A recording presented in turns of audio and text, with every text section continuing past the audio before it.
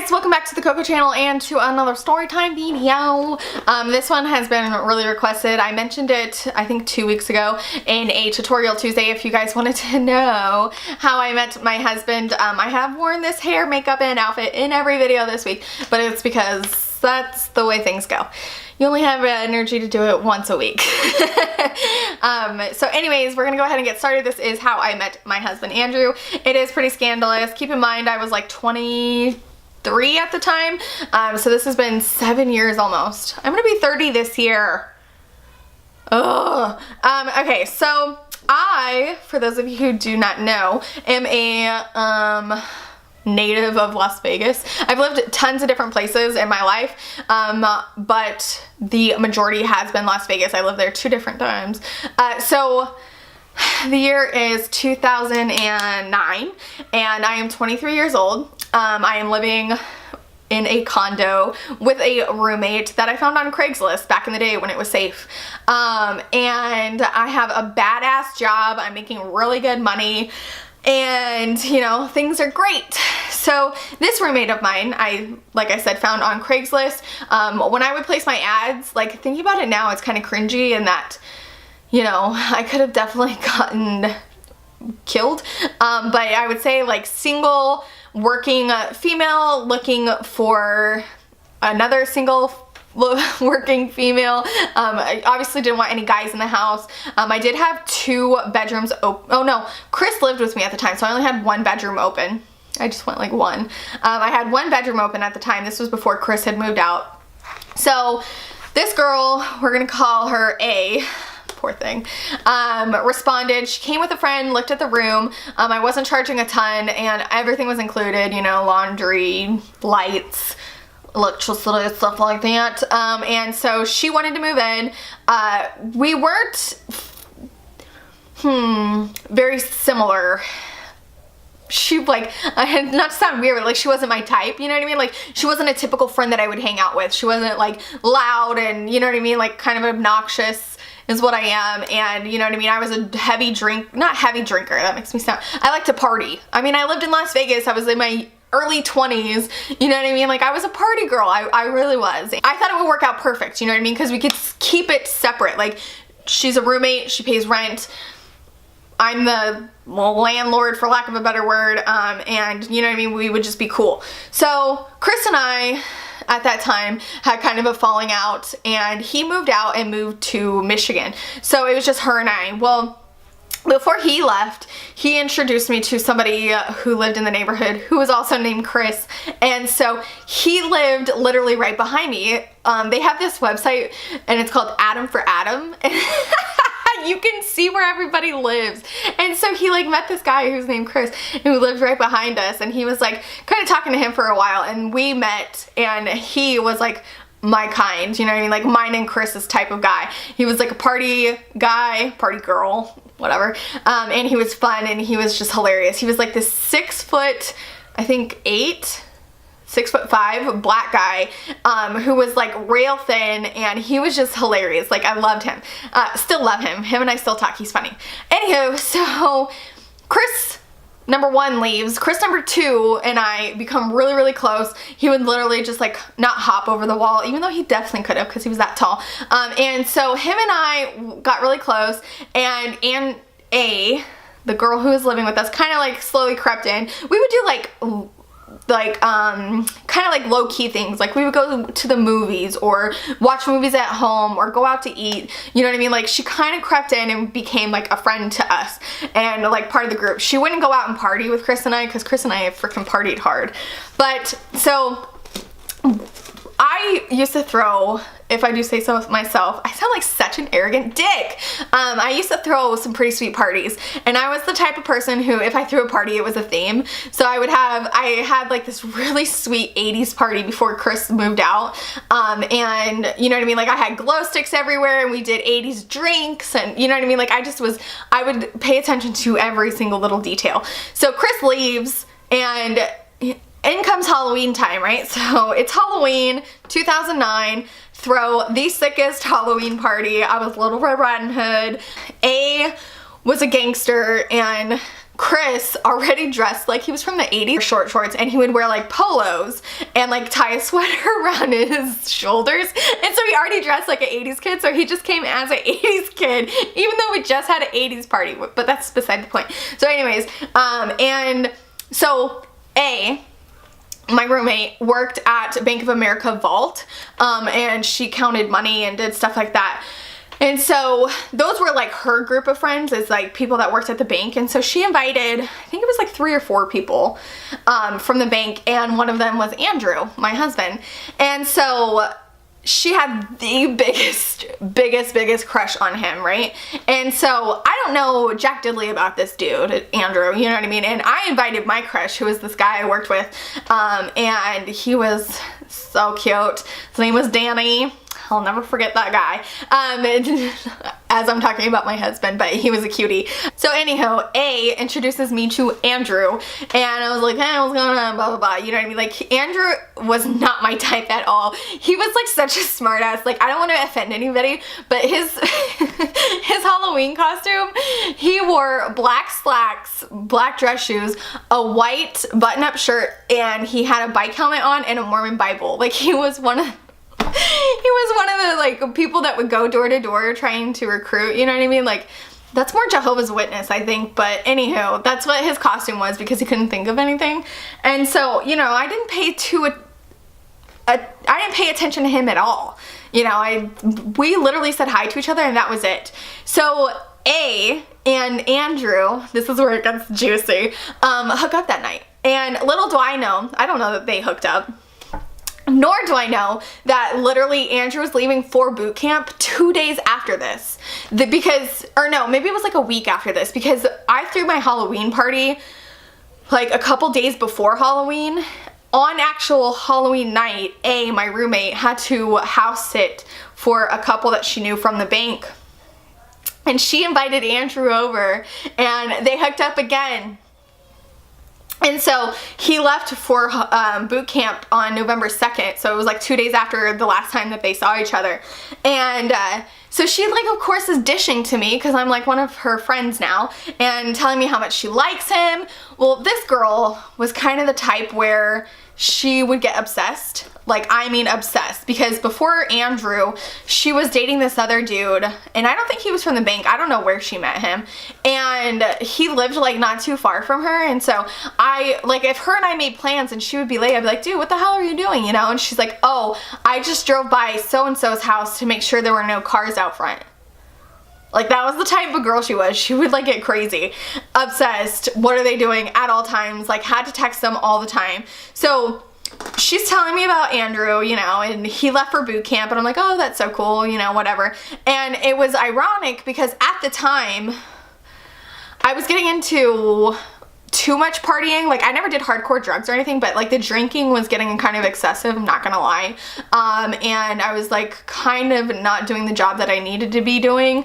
It was like working for a retail, I basically was a independent contractor that was hired by several different companies, meat companies specifically, and I would go into grocery stores and make sure that they had plenty of stock of their items. I would put like coupons on them. You know what I mean, work with the meat managers for ordering, to get new products in, to get shelving in, stuff like that. I would do displays. So if you see those people that are in grocery stores and they're like stocking soda or stocking the liquor people, or you know what I mean, I was like that, but for meat. Which is weird. And that wasn't like what I wanted to do with my life, you know what I mean? So I, at the time, was joining the Air Force. I was in the process. I had already gotten a recruiter and stuff like that. And I wanted to originally do radiology, and they like laughed in my face because I didn't have all the college credits that I needed. And so their job is to fill positions that are empty, obviously. Well, the number one empty position in the frickin' United States Air Force is security forces, because it's the shittiest job and they treat them like shit, and you know what I mean, they work horrible hours. And so me not knowing this at the time, I was like, I'll do security forces, I'm a badass, I'll be a cop, you know? And so that's what I was going for. Well, that's what Andrew went to the Air Force for, you know? So you have, I think it's 8 weeks of boot camp, and then you go to what's called tech school. And that's where you learn the trade of what the job is you're going to be doing. You know, January rolls around and he's finally done with boot camp. He's into tech school now. So that means he gets his phone privileges back and, you know, stuff like that. Juicy, juicy, juicy. So, you know, I'm on my way to MEPS, which is where you get sworn in. I was, you know, just super close to going. I was like waiting for my spot to open, and so now it's like 2010. So A is like talking about marrying this dude, and I'm like, girl, you like slept with him twice, and not only that, like he's been gone this entire time. Like, are you high? You know? And so I'm not like trying to be a jerk, but I'm like, A, you need to slow it down, pump the brakes, girlfriend, you know what I mean? And so I finally tell her. I had kind of kept it a secret because I wasn't sure what I was gonna do. I wasn't sure if I was gonna get in or not, and I didn't want to be like, hey, I'm joining the Air Force, her move out, and then I don't, and then I'm losing out on that money, because at this time Chris had moved out. Which I did get another roommate, and she was a nut, but that's a whole other story. So anyways, long story short, and my roommate was like, why don't you talk to Andrew, because he literally just graduated from the same program and he's in the actual school for what you want to do now. She's like, you guys should talk and he can give you some advice, because he had just finished boot camp, which for me, like, I've never been in that situation with like authority figures in your face, like scary stuff, you know what I mean? I was like, oh, that's a really good idea. So she gives him my phone number, and by this time it's like February. And so he calls me, and it was the day after his birthday, and I remember it so well because he was like hungover, and so he was like kind of like, ugh, which my husband doesn't drink. If you know my husband, you know that he does not drink at all. My husband is the cleanest person you'll ever met, and he's never put any smoke in his lungs in his life. Doesn't drink, never done any drugs, like nothing. This dude's never even had a speeding ticket. Like, he's squeaky clean, exact opposite of me. Not exact opposite, because I haven't gone that far, but anywho, so he was probably one of the funniest people I've ever met in my life, and I've met some freaking funny people. Like, he had such a different sense of humor that I'd ever seen before. Like, not slapstick, but like really makes you think, and like kind of dry, and like I've never heard that kind of humor before. And so the whole time him and I are on the phone, I was just like laughing, you know, laughing. So we had such a good time talking, and he got so much useful information out of him, and it was amazing. And so he told me, you know, like some questions to ask my recruiter, stuff like that, and you know, anytime I had any issues to just text him, or I could call him, you know, on the weekends when he wasn't in class. And so we started texting, you know what I mean? And at first it was literally just Air Force stuff, you know, because you have to keep in mind, like, I'm kind of friends with this girl now, and so I'm not like trying to be a dick and flirt with him or anything like that. It wasn't anything like that. Even though he made me laugh and like he was one of the funniest dudes, like it was not sexual at all. You know what I mean? Because number one, I don't even really remember what he looked like from the Halloween party. You know, I was like totally focused on this other dude that I liked, and my roommate slept with him that night. Like, that's weird. You know what I mean? So it was strictly friendly. Like, my whole entire life, I've always been friends with more guys than I have girls. I just get along better with guys more than I do girls, because I don't deal with drama very well at all. I just don't.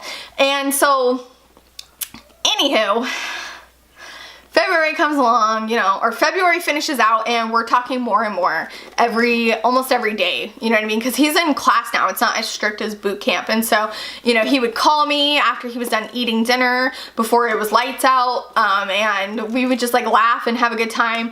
Well, you know, after talking for like 4 weeks, definitely feelings were on both ends. And so, oh, this is where it gets cringy. So, you know, my roommate is like still talking about like she's gonna marry this guy, and I'm like, he reveals to me that he didn't really have feelings like that, and this is probably the most douchebaggery thing I've ever heard out of my husband's mouth. He's not a douchebag guy at all. Like I said, he's just like the perfect specimen. That sounds so weird, but Andrew is just like level-headed. He's not a judgmental person. He's not a person that talks shit about people. He doesn't you know what I mean? Like, he's very forgiving. He accepts everyone as they are. Like, my husband is literally the nicest person. That's why he balances me out. I'm very, like, you know how, you know, he reveals that he wasn't very attracted to A, and that he basically slept with her because he was going to boot camp for, you know, 8 weeks plus tech school for another, I think it's 3 months that tech school lasted after that. So he's there a total of like 5 months before he gets stationed. And so, you know, I feel terrible because she is just head over and heels with him. And so I divulge this to him, which, you know what I mean, as a friend you shouldn't really do. You shouldn't be telling guys things that your girlfriends are telling you. It was just like really crappy. But at the same time, I felt closer to Andrew in the month that we've been talking than with A in the 6 months that she's been living with me. So I know it sounds crappy, but so I tell him, like, dude, she's like already taking your last name and, you know, stuff like this. And he's like, what? Like, he has no idea that it's that serious. He thought that they were literally just friends. And he's like, I feel terrible. I feel awful. Like, I didn't know that her feelings were going to get that involved in it from like having 2 hookups, you know what I mean? When we had been friends for so long, because they worked with each other at the bank. So he really is like one of those guys that was oblivious to the fact that she had that intense of feelings for him. But I also told him, like, she is kind of like that with every guy. Like, I don't know that it's necessarily you. Like, and I told him the story of like the last guy she was with, like, she used to drive by his house every night to make sure there wasn't like another car there. Like, that's just the kind of girl she was. Like, when she was in, she was all in, you know what I mean? And so I felt a little less guilty because he didn't know that she was that intense when it came to guys. And so March comes along and she still doesn't know that we're talking now on a romantic basis. We had like sent pictures back and forth to each other, like nothing scandalous or, you know, those kind of pictures, but just pictures. For St. Patrick's Day, me and Chris, the new one, went out and I sent him a picture of me and he said it was the most beautiful picture that he'd ever seen of me. I had my hair curled and I had like a St. Patrick's Day like 4-leaf clover tattoo on my face and a shirt, and I was just sitting there on the strip and I was like posing like this and smiling, and he said it was the most beautiful picture. Like, he was just so freaking sweet. It was impossible not to fall in love with this dude. So March comes around and it was like March 20th, I think. He asked me if I would be exclusive with him, because you have to think, like, I'm a girl who's single out in Vegas and I could literally, you know, you could get with anybody if you really wanted to in Vegas, you know what I mean? You didn't have to try very hard. And so he really wanted to be exclusive, and so that kind of guaranteed that I wasn't, you know, not that I was slutty anyway, but that I wasn't sleeping with anybody else, and he wouldn't, obviously, because he was in tech school, which means they integrated back into boy-girl. And so when you just get out of 8 weeks of nothing but the same sex as you, if you're straight, the first thing you're going to want to do is bone, which happened a lot. A lot of the times people would meet in tech school and they would get married like immediately. So they got the same base and then it would end in divorce, unfortunately. We knew quite a few couples like that. But back to the story. This story is so long. So he asks, you know, if we can be exclusive. I'm like, yeah. And so we don't tell Aunt yet. And things start getting like super serious. Like, we're talking about our future, and I have never talked to a guy like that in my life where it was like that serious, that quick. Like, it was almost scary, you know what I mean? Because we just both knew, like, that was it. That was done. And keep in mind, we literally only met each other once in person, and we don't even really remember it. He said that he remembered I was cute in my Little Red Riding Hood costume, and I remembered his, like, comical costume, kind of, and that was it. So this whole time, we had only been talking on the phone and had been sending pictures to each other. So it was kind of nice in the fact, though, because it wasn't straight physical at first. It was definitely, you know what I mean, like mental attraction, for sure. So he is gonna come home in April. He graduates from the academy and not the academy, he's in the academy right now. He graduates from tech school. He's going to be at security forces, and so when you graduate from your tech school, you have the opportunity to go back to your home station and work in your recruiter's office for like, I think it's 10 days or something like that. So that way you're at home, you get a little bit of peace, but you're still like technically working before you go to your duty station. And so he wants to do that, and he wants to take some time off on top of that. You do get, you know, earned days. And him and I like had made some plans to do some fun stuff. Like we were gonna go to Disneyland. We wanted to, his parents still live there in Vegas. My parents were living in California at the time. And so, you know, he wanted to introduce me to his family, stuff like that. So, you know, it's probably like maybe a week or two before he gets home. And he is like guilt-ridden, you guys. I mean, like, he just feels absolutely awful because I'm calling him every day, and you know, him and I are literally head over heels in love with each other at this point. And he's like, I just can't do that to her. Like, that's not fair. I'm gonna tell her the truth. And he's like, I'm gonna call her right now, because she actually called him while him and I were on the phone. He was like, I'm gonna tell her. I can't do this to her. It's not fair. And especially because he was coming home, you know what I mean? He wanted to be able to come over. And so I'm like, okay. So he tells her that him and I are romantically involved at this point, and he is so sorry that he didn't realize how deep her feelings went for him, and that he really, really enjoyed having her as a friend, and he didn't want it to end. Like, he was just so sweet and honest, but like in such like the nicest way possible. And you know, he gets off the phone, and so he tells me, he calls me back after he gets off the phone with her, and he's like, it went really, really well. And I was like, okay. Well, at this point I was in the backyard because I was so freaking nervous. Like, I didn't know what she was gonna say. I didn't know if she was gonna confront me. She wasn't a confrontational person, but like I said, she was kind of crazy when it came to guys, and so I didn't know what was gonna happen. So I hid in the backyard, and she left. And I was like, dude, she just left. I heard her just go out the garage, and hear her car leaving. And so she doesn't come home that night, and she comes back the next day, and she's with a friend and won't look at me, won't talk to me. And I was like, okay, you know, I can understand that. Like, what I did was kind of shitty. She liked him, and I kind of like was almost like a boyfriend thief, you know what I mean? And I felt really guilty. I really did. And I should have said something to her instead of just letting her be quiet. And like, if she's gonna be quiet, then I'll be quiet. I should have said something to her, like, you know what, I'm really sorry, and what I did was really shitty. But I was just so nervous, and especially because she had a friend with her, you know, and I was there by myself. I was trying to get a hold of Chris to come over, but I couldn't get a hold of him. So she packs up all her stuff and puts it in her car and leaves. And I'm back in the backyard, and I'm telling Andrew all this. I'm like, she's packing up her stuff, she's moving out, like, she won't talk to me, nothing. And he was like, what? And so I was just like back there talking to him. They had been packing all morning, and she didn't really have that much stuff, and the furniture, like the bed and the desk, was mine, that came with the room. And so it was literally just like her clothes and her knickknacks. And so she packs it all into her car, packs it all into her friend's car, and as they're leaving, keep in mind that I'm still supposed to be joining the Air Force.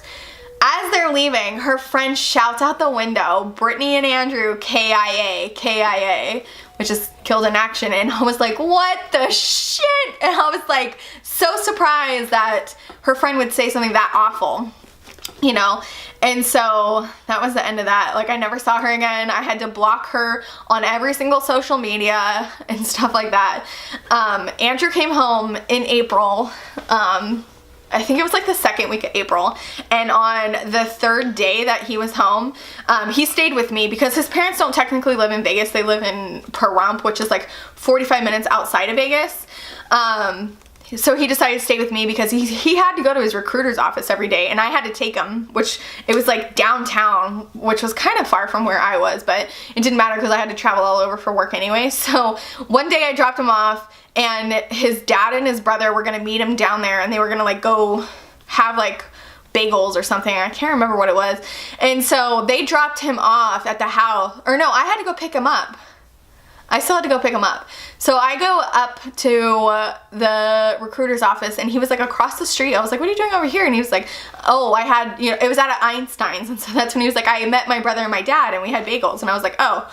And so we get home, and that day he didn't go to his recruiter's office. He tells me this. He's like, I have to tell you something. And I said, what? He said, I didn't go to my recruiter's office. And I was like, what the shit? I dropped you off at your recruiter's office and I picked you up from your recruiter's office. Like, I got like kind of weird, like, oh my gosh. Because keep in mind, for those of you who remember dating horror stories, I was with Ass. And so that kind of sticks with you, like, oh my gosh, here we go already. He's only been home 3 days, you know, and he's lying. And he was like, my dad and my brother came and picked me up, and I went and got you this. And he got down on one knee and proposed 3 days after he got home. 3 days. So that's how we got engaged. And then come to find out, Andrew got stationed at Andrews Air Force Base. For those of you who have been with me for a while, you know that that is the president's base in DC.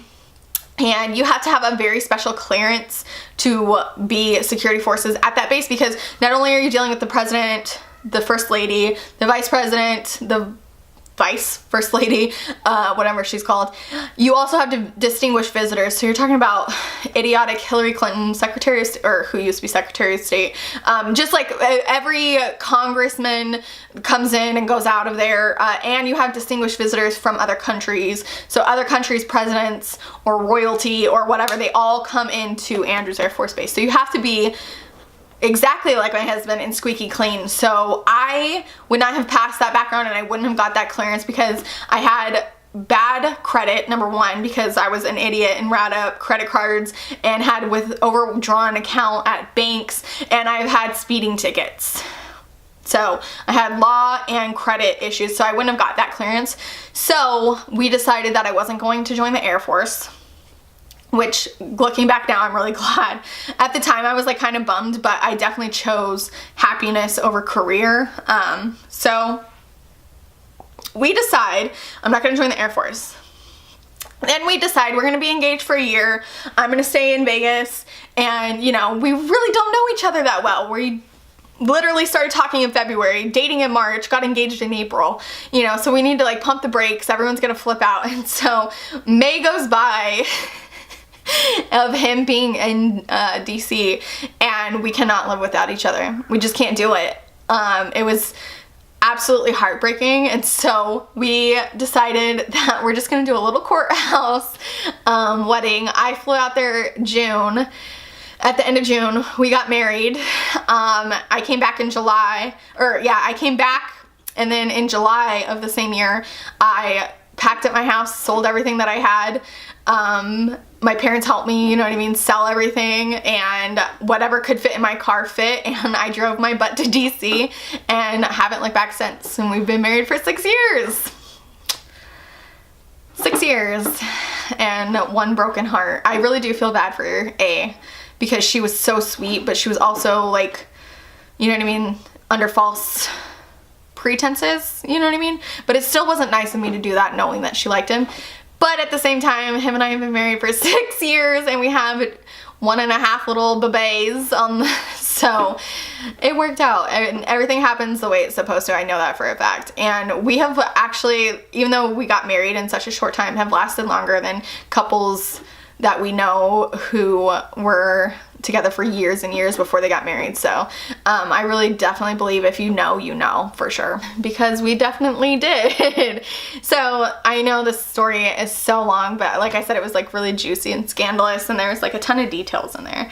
So I mean, we knew, because we got married so quick, that's why we didn't have babies right away, because I mean, if we found out we didn't like each other, you know what I mean, it's hard, and when you have children involved, to kind of split up. And we wanted to really enjoy each other and get to know each other, and I'm glad that we did, because Aiden came at the perfect time.